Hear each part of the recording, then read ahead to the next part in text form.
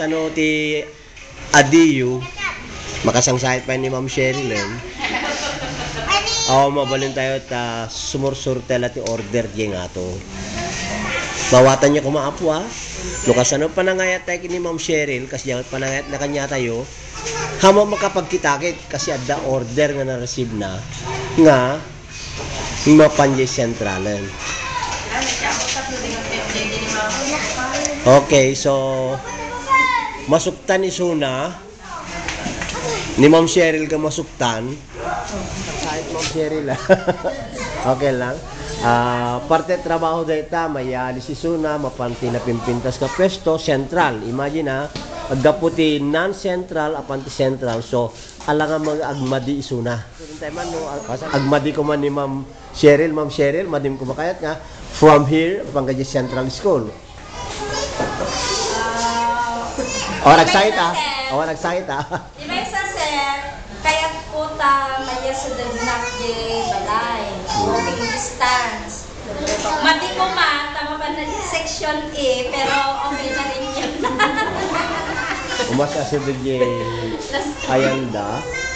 Although, nagpapatangam mi kada Ma'am Sheryl, madda ka di programa tayo ito, imbitaran tayo tayo Suna. Why? Okay. Tano agmadi, sakto timang good ganyan ang may pandituin.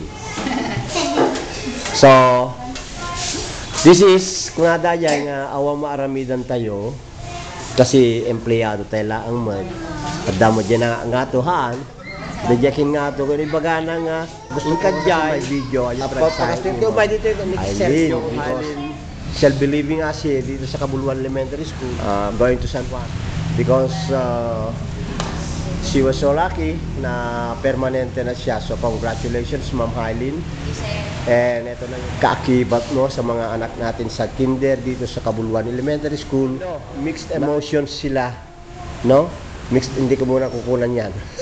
Mixed emotions yung mga parents sa mga kinder natin. I know, yung feeling ay talagang tumatama.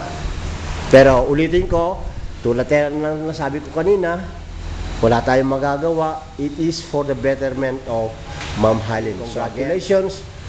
And yung mga nagawa mong kabutihan para sa schools, it shall remain to be here with us habang iniiwanan mo kami. And welcome ni Ma'am Grace. Welcome.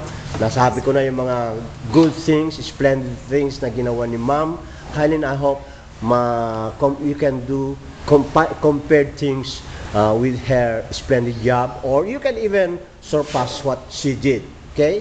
This is Ma'am Grace, ang bagong teacher ngayon ng ating mga anak sa kinder dito sa elementary school. And we have here the president of the PTA. Pinipigilan yung kanyang luha.